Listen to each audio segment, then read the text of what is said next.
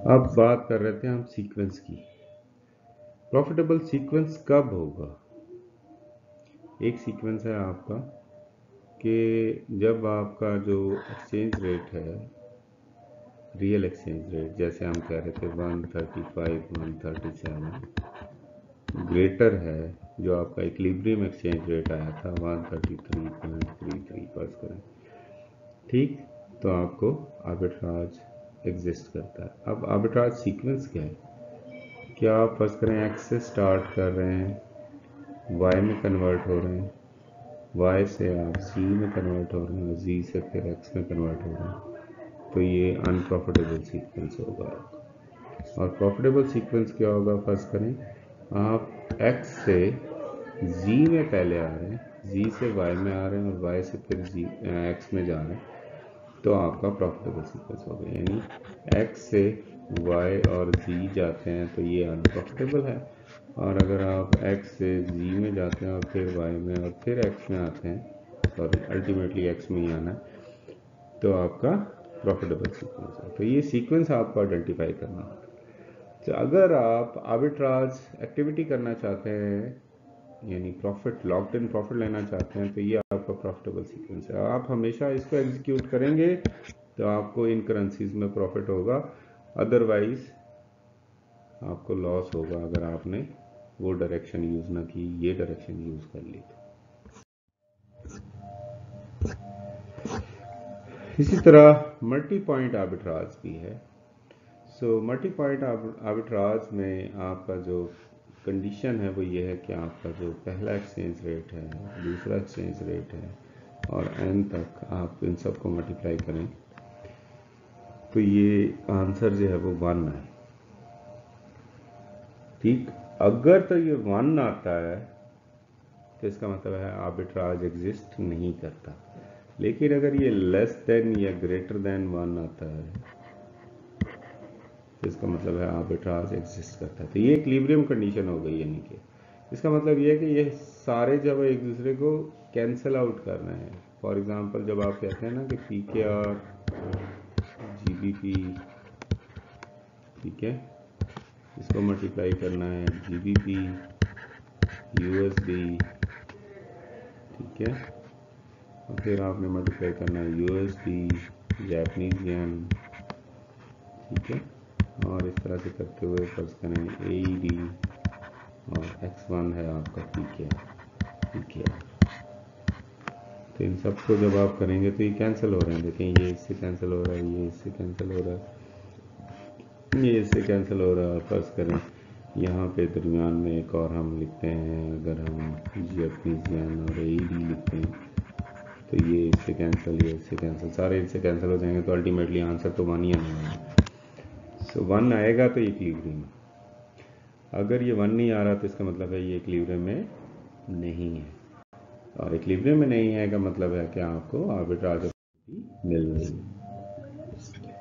अब एग्जांपल हम लिखते हैं, एक आर्बिट्राज अपॉर्चुनिटी क्लॉकवाइज अगर आप देखें, क्लॉकवाइज का मतलब है ऑस्ट्रेलियन डॉलर से यूएस डॉलर, यूएस डॉलर से जापानीज येन, फिर ब्रिटिश पाउंड और यूरो में कन्वर्ट हो, फिर ऑस्ट्रेलियन डॉलर में आए, तो ये क्लॉकवाइज डायरेक्शन है। इसी तरह एंटी क्लॉकवाइज भी हो सकती थी कि आप पहले यूरो में आए, फिर जीबीपी में जाएं, फिर जापानीज येन में, यूएस डॉलर्स में, और फिर ऑस्ट्रेलियन डॉलर में आए।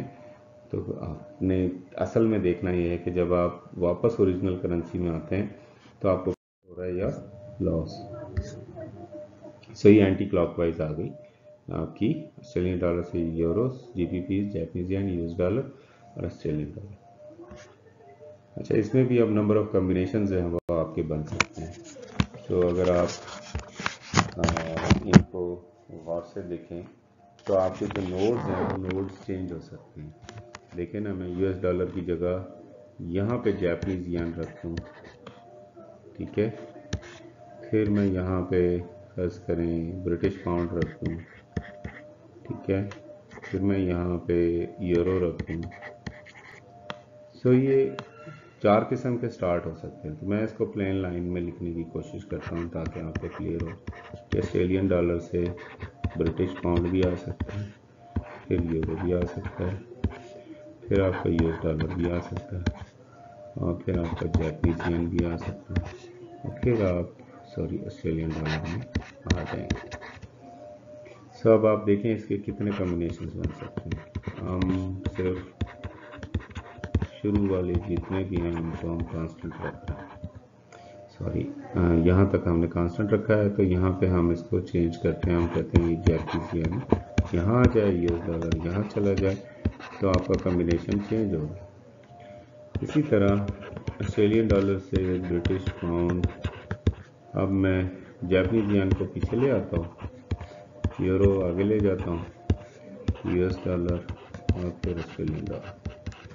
तो इसका मतलब ये है कि अब मैं कॉम्बिनेशन ये भी बना सकता हूँ, ब्रिटिश पाउंड, जापानीज येन और यहाँ पे यूएस डॉलर, यहाँ यूरो और यहाँ ऑस्ट्रेलियन डॉलर। ठीक। सो जब मैं ये कह रहा हूँ तो ब्रिटिश पाउंड मैंने कांस्टेंट कर लिया यहाँ पे फॉर द टाइम भी। सो अब मैंने यूरो यहाँ रख दिया, जापानीज येन यहाँ रख दिया, तो इसका मतलब मैं यूएस डॉलर भी यहाँ रख सकता हूँ। तो इसका मतलब है Japanese yen, euro, Australian dollar, एक कॉम्बिनेशन हो सकता है। Australian dollar, British pound constant है, यूएस डॉलर का एक और बन सकता है, यूरो पहले आ जाए और जापानीज येन बाद में चला जाए, फिर ऑस्ट्रेलियन डॉलर बने।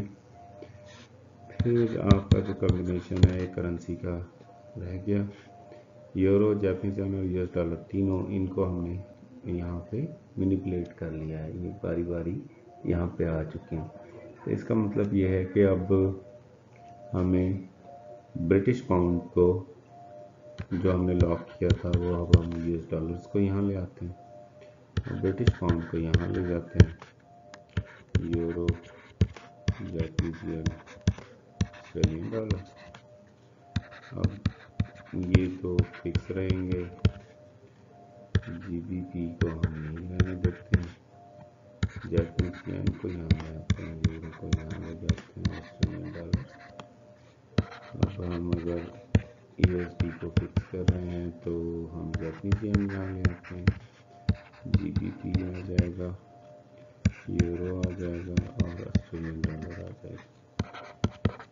आपका जो है वो यूएसडी कांस्टेंट है, तो ये आ जाता है जापानीज येन यहाँ, यूरो पहले, ब्रिटिश पाउंड बाद में और ऑस्ट्रेलियन डॉलर। इसी तरह आपका ऑस्ट्रेलियन डॉलर, यूएसडी, सब आपका यहाँ पे यूरो आ सकता है, जापानीज येन यहाँ आ जाए, ब्रिटिश पाउंड यहाँ आ जाए और एयूडी आ जाए। इसी तरह एयूडी, यूएसडी, यूरो, यूरो के दूसरा भी आएगा ना, तो जीबीपी और जापानीज येन और एयूडी। अब देखें आपको ब्रिटिश पाउंड यहाँ रख के कितने कॉम्बिनेशन मिले थे, 6। यूएस डॉलर्स को भी यहाँ रख के आपने देख लिया, 6 और मिल गए। इसी तरह जापानीज येन को सेकंड पे रख के 6 और मिल जाएंगे, यूरो को सेकंड पे रख के 6 और मिल जाएंगे। तो ये आपके तकरीबन 24 कॉम्बिनेशंस बनेंगे ऑस्ट्रेलियन डॉलर से ऑस्ट्रेलियन डॉलर के। इसका मतलब ये है कि अगर आप यूएसडी टू यूएसडी बनाएंगे, यूएसडी से यूएसडी तक, तो 24 वो बनेंगे। जीबीपी को शुरू में रखेंगे और जीबीपी पे एंड करेंगे तो 24 कॉम्बिनेशन उसके बनेंगे। एयूडी से एयूडी के तो 24 बना लिए। जापानीज येन के जो है वो आपको 24 कॉम्बिनेशन अलग से मिलेंगे, Japanese yen to Japanese yen के। इसी तरह यूरो टू यूरो के भी 24 कॉम्बिनेशन मिलेंगे। तो ये कितने हो गए, 120 कॉम्बिनेशन टोटल बनते हैं अगर आप किसी भी एक करेंसी से स्टार्ट करें और उस पर उसको एंड करें। तो ये प्रोबेबल कॉम्बिनेशंस हैं सब। अगर जीबीपी को मैंने रखा था कि 6 कॉम्बिनेशंस हैं, तो इन 6 में से जो है वो 3 प्रॉफिटेबल होंगे, हमेशा हाफ प्रॉफिटेबल होते हैं और 3 लॉस वाले होंगे। सो आपने वो कॉम्बिनेशन चूज़ करने हैं जिनमें आपको हर हाल में प्रॉफिट हो रहा है, आप उसको चूज़ कर लें और जो है वो लॉक्ड इन प्रॉफिट जो है वो अर्न करें। ये आप 3 पॉइंट आर्बिट्राज में आपके जो कम्बिनेशन हैं डिफरेंट हैं, जो 5 पॉइंट आर्बिट्राज है उसमें कम्बिनेशन आपके डिफरेंट बनते हैं।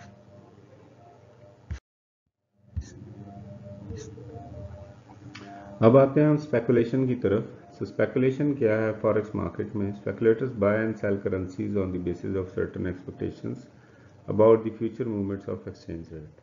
और वो फ्यूचर मूवमेंट्स क्या हैं? फर्स्ट करें प्राइस ऊपर जाती हुई आपको नज़र आ रही है, आपने यहाँ पे बाय किया है, तो आप सोच रहे हैं कि जब प्राइस ये आएगी तो मैं सेल कर लूँगा और ये जो मार्जिन है ये मेरा प्रॉफिट होगा। स्पेकुलेशन ये भी है कि हम ये अज्यूम करते हैं कि ये हाईएस्ट पॉइंट पे है प्राइस इस वक्त, तो आप यहाँ पे उसे सेल कर देते हैं और कहते हैं जब ये नीचे जाएगी तो मैं इसे बाय कर लूँगा और ये जो मार्जिन है ये मेरा प्रॉफिट है। हर काम में हमेशा सोच के तो प्रॉफिट का जो है वो बिज़नेस शुरू करता हूँ ना, तो इसलिए स्पेकुलेशन जो है वो आपका जो बेसिक एलिमेंट है वो प्रॉफिट अर्न करने की कोशिश करते हैं, लेकिन वो अर्न करते हैं बेसिकली फ्यूचर एक्सपेक्टेशंस में। एक्सपेक्टेशन क्या है कि यहाँ प्राइस ऊपर जाएगी, यहाँ एक्सपेक्टेशन क्या है कि प्राइस नीचे आने वाली है। तो जो एक्सचेंज रेट्स में जो फ्यूचर प्रोबेबल मूवमेंट्स हैं उसकी बेसिस पे आप अपनी जो पोजीशन लेते हैं, ठीक है, उस पोजीशन को बेसिकली हम स्पेकुलेशन कहते हैं। ये जो कंटिन्यूस बाइंग एंड सेलिंग है ये बेसिकली स्पेकुलेशन का ही एक तरीका है। फिर स्पेकुलेशन दो तरह की होती हैं, एक डिस्टेबलाइजिंग स्पेकुलेशन है और दूसरी जो है वो स्टेबलाइजिंग स्पेकुलेशन है। डिस्टेबलाइजिंग स्पेकुलेशन क्या है? It occurs when speculators buy a currency when it is appreciating, यानी करेंसी की वैल्यू जो है वो बढ़ रही है। करेंसी की वैल्यू बढ़ने का मतलब ये होता है कि उसका एक्सचेंज रेट नीचे आ रहा है, ठीक है, तो एक्सचेंज रेट उसका डिक्लाइन पे है। एक्सचेंज रेट डिक्लाइन होने का मतलब एप्रिसिएटेड है, ठीक है। सो एप्रिसिएशन यानी जैसे मैं कहता हूँ कि मेरा एक्सचेंज रेट 165 से PKR यूएस डॉलर का 165 से 160 पे आ जाए, तो इससे स्ट्रेंथ किसको मिल रही है? मेरी करेंसी को, लोकल करेंसी को, PKR को मिल रही है, तो इस वजह से उसमें एप्रिसिएशन हो रही है, तो एक्सचेंज रेट नीचे आ रहा होगा। एक्सचेंज रेट नीचे आ रहा है, ठीक है, तो अभी हमने कहा था नीचे आ रहा हो तो हम क्या करते हैं उसको, नॉर्मल जो बिहेवियर है ट्रेडर्स क्या करते हैं, स्पेकुलेटर्स वो इसको सेल करेंगे क्योंकि एक्सचेंज रेट नीचे आ रहा है, सेल करेंगे हाई पे यानी 165 पे, और उन्हें पता है प्राइस नीचे आनी है और वो बाय करेंगे फर्ज करें 160 पे, तो उन्हें तो प्रॉफिट हो जाएगा। 165 पे सेल किया और उसको ऑफसेट करने के लिए वो 160 पे जो है वो बाय कर लेंगे, तो 5 रुपए का प्रॉफिट हो जाएगा। लेकिन इससे होगा क्या? मार्केट जो है वो डिस्टेबलाइज होगी और इस वैल्यू को और एप्रिसिएशन का मौका मिल जाएगा। ये प्राइस जो एक्सचेंज रेट है ये और नीचे चला जाएगा क्योंकि सेलिंग प्रेशर पड़ेगा। तो डिस्टेबलाइजिंग स्पेकुलेशन क्या हो रही है कि जब करेंसी एप्रिसिएट हो रही है, ठीक है, तो उसको वो बाय करना शुरू करता है, ठीक। तो यहां पे करना क्या था, उन्हें सेल करना था, लेकिन वो अपोजिट बिहेवियर शो करते हैं कि बाय करना। जब बाय करेंगे तो ऑब्वियसली स्पेकुलेशन को डिस्टेबलाइज कर रहा है, यानी स्पेकुलेटर्स को सही तरह से प्रॉफिट अर्न करने का मौका नहीं देना चाहते आप, और वाइस वर्सा में आप क्या करेंगे, सेल करेंगे अगर डेप्रिसिएट हो रही। डेप्रिसिएट का मतलब है प्राइस ऊपर जा रही है, वैल्यू ऊपर जा रही है, यानी 160 से वैल्यू दोबारा 165 पे आने की कोशिश कर रही है, तो आप यहाँ पे बिहेवियर लोगों का ये होगा कि बाय करेंगे तो प्रॉफिट कमाएंगे, लेकिन आप यहाँ पे सेल करना शुरू कर दें डिफरेंट पॉइंट्स पे। तो अगर आप ये काम करते हैं डेप्रिसिएशन में सेल करना शुरू कर दें और एप्रिसिएशन में बाय करना शुरू कर दें, तो ये डिस्टेबलाइजिंग स्पेकुलेशन कहलाएगी, ठीक है। सो सेलिंग था हमारा डेप्रिसिएशन और बाइंग था एप्रिसिएशन। जबकि स्टेबलाइजिंग स्पेकुलेशन कब होगी? Buy a currency when it is depreciation and sell it when it is appreciating. तो जो मार्केट मैकेनिज्म है उसको आप ख्याल रखना है।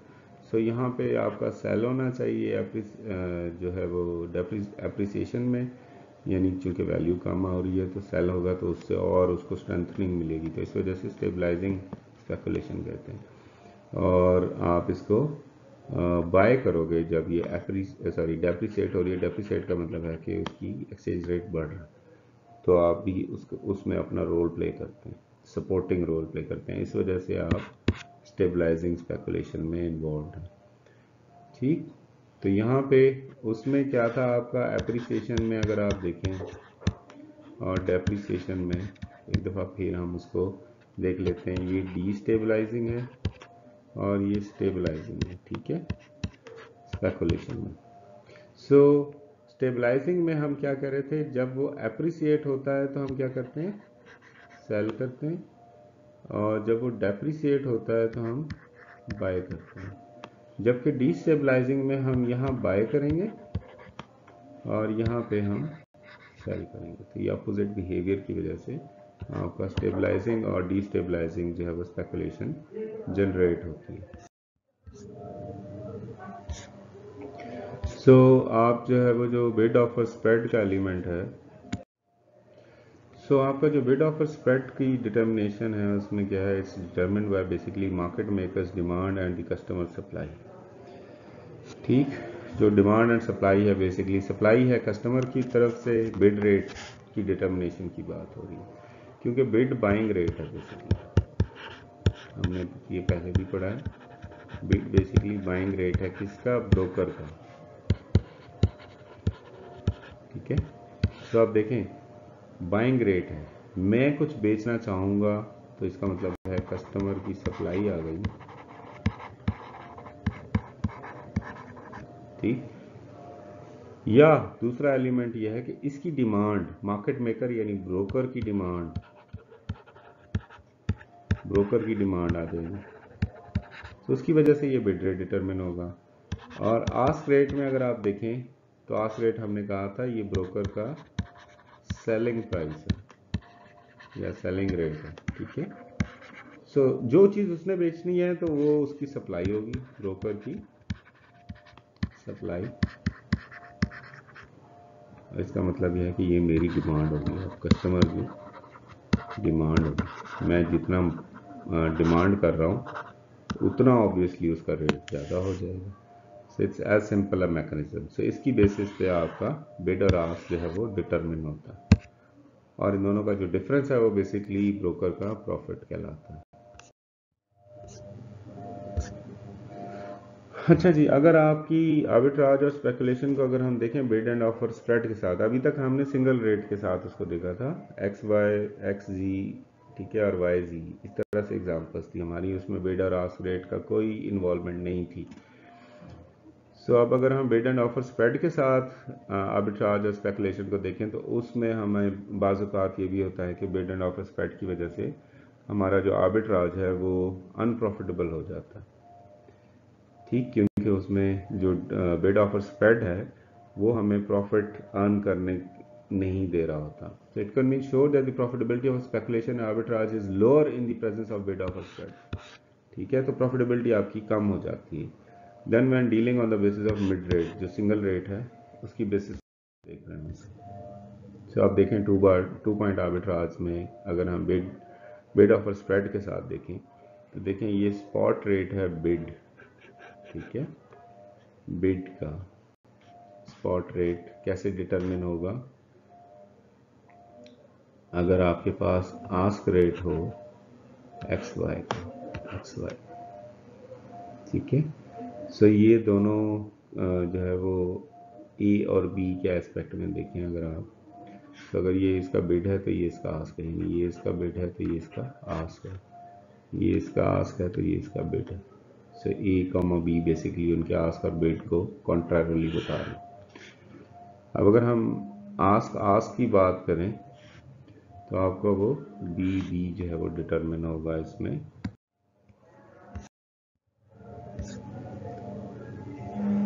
अब इन दोनों में जो डिफरेंस है वो हमें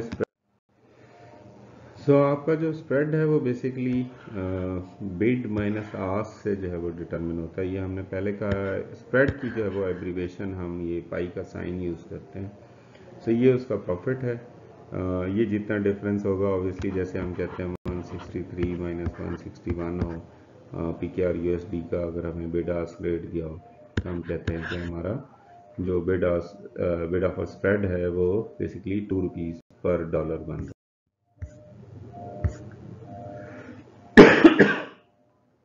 इसी तरह जो फॉरवर्ड स्प्रेड है उसको कैसे डिटरमिन किया जाता है? जो नाइव मॉडल है that assumes that there are independent demand and supply forces in spot and forward markets. Spot market की डिमांड सप्लाई फोर्सेस डिफरेंट है, फॉरवर्ड मार्केट की डिमांड सप्लाई फोर्सेस डिफरेंट है। जो नाइव मॉडल है उसकी assumption ये है, and that there are separate markets for forward contracts of different maturities. और ये भी उसकी बात हकीकत है, क्योंकि उसके लिए जो फॉरवर्ड की मार्केट है वो सेपरेटली एग्जिस्ट करती है। फॉरवर्ड की मार्केट जो है वो और उनकी मेच्योरिटी भी डिफरेंट होती है। यानी फर्ज करें आपको 1 मंथ फॉरवर्ड चाहिए, 3 मंथ फॉरवर्ड चाहिए, 6 मंथ चाहिए, तो हर एक के लिए रेट डिफरेंट होगा। ठीक है, इसका मतलब ये है कि आज का एक्सचेंज रेट तो है स्पॉट रेट, यानी फर्ज करें जब मैं कहता हूं कि आज का रेट है PKR USD का 162, लेकिन जो 1 मंथ फॉरवर्ड का रेट है वह 163, 3 मंथ फॉरवर्ड का रेट है 164 और 6 मंथ फॉरवर्ड का रेट है 165। ठीक, तो ये इनकी डिमांड सप्लाई डिफरेंट थी, आज की डिमांड सप्लाई डिफरेंट है, तो इस वजह से इसका रेट 162 और जो फैक्टर्स जो अफेक्ट करते हैं आपके ऑस्ट्रेलियन डॉलर एक्सचेंज रेट को, अब हम चूंकि उसमें ऑस्ट्रेलियन कॉन्टेक्स्ट में ये बुक लिखी हुई है, तो ऑस्ट्रेलियन डॉलर एक्सचेंज रेट को डिस्कस करेंगे साइमल्टेनियसली। यही फैक्टर हमारे पाकिस्तानी जो रुपी है उसके एक्सचेंज रेट को भी अफेक्ट करते हैं। सबसे पहला तो है interest rate. Interest rate affect करते हैं, ये हम जो प्रीवियस चैप्टर्स हैं उनमें भी हम इनको डिस्कस कर चुके हैं। इंटरेस्ट रेट जो है वो आपके एक्सचेंज रेट्स को अच्छा खासा जो है वो अफेक्ट करते हैं। कमोडिटी प्राइसेस जो हैं और जो टर्म्स ऑफ ट्रेड हैं वो भी बहुत ज़्यादा आपके एक्सचेंज रेट को अफेक्ट करती हैं।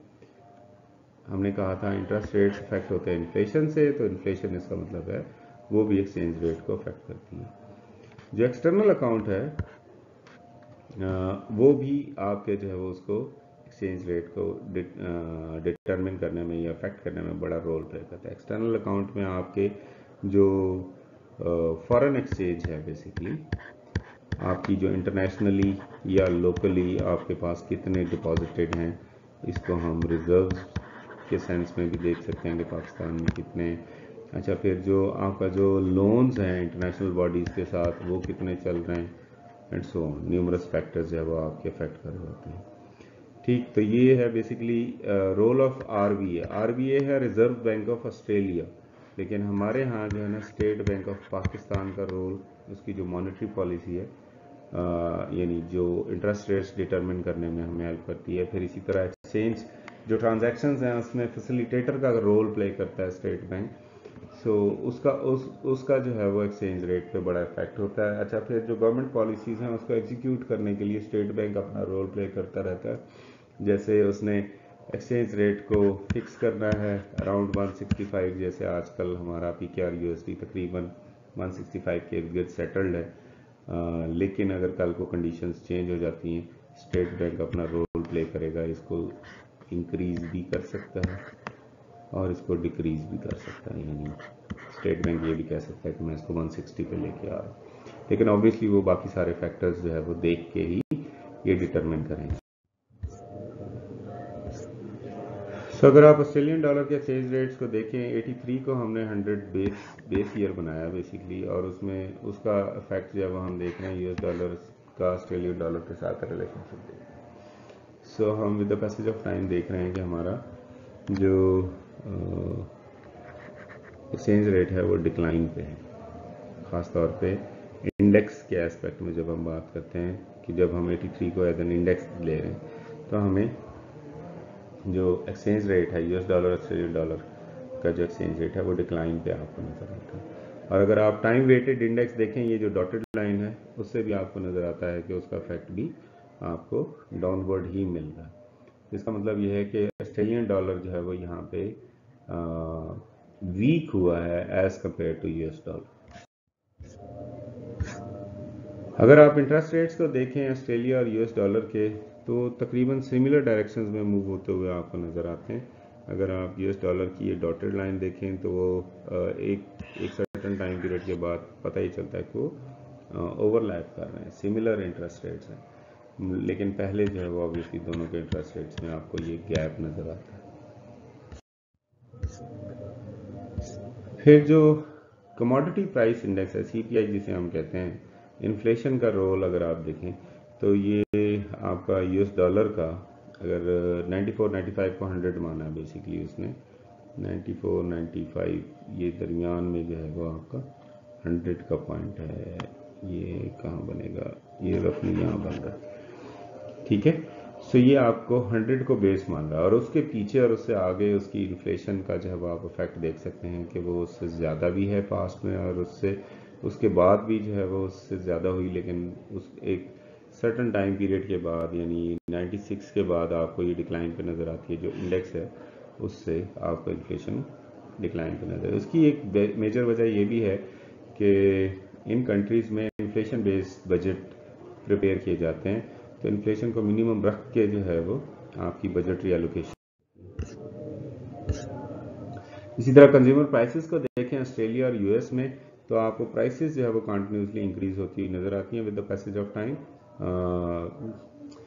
यूएस, ये जो डॉटेड लाइन है बेसिकली यूएस में आपको जो चेंज इन प्राइसेस हैं वो कम नज़र आती हैं, relative change in prices as compared to Australia में, और इन दोनों में अच्छा खासा गैप एग्जिस्ट करता है और जिसकी वजह से इनके एक्सचेंज रेट पे वो फेवरेबल या अनफेवरेबल अफेक्ट कर सकता है। तो इस केस में चूंकि ऑस्ट्रेलिया में इन्फ्लेशन ज़्यादा है यूएस के कंपैरिजन में, तो ऑस्ट्रेलियन जो डॉलर है वो वीक हो रहा है और वो आपको पिछली स्लाइड्स में नज़र भी आ रहा होगा। Same is the case with Pakistan का भी ग्राफ कुछ ऐसा होगा, बल्कि ऐसा होगा मेरा ज़ाती ख्याल है कि वो बाहर होगा और ये जो गैप है हमारा ज़्यादा होगा, क्योंकि बड़े लंबे अरसे से यूएसए में इन्फ्लेशन चल रही है 2 से 3% के दरमियान में, और हमारी जो है वो अक्सर डबल डिजिट में होती है, 10+ % में होती है। तो वो गैप होने की वजह से हमारा एक्सचेंज रेट भी अच्छा खासा वेरिएट होता रहता है।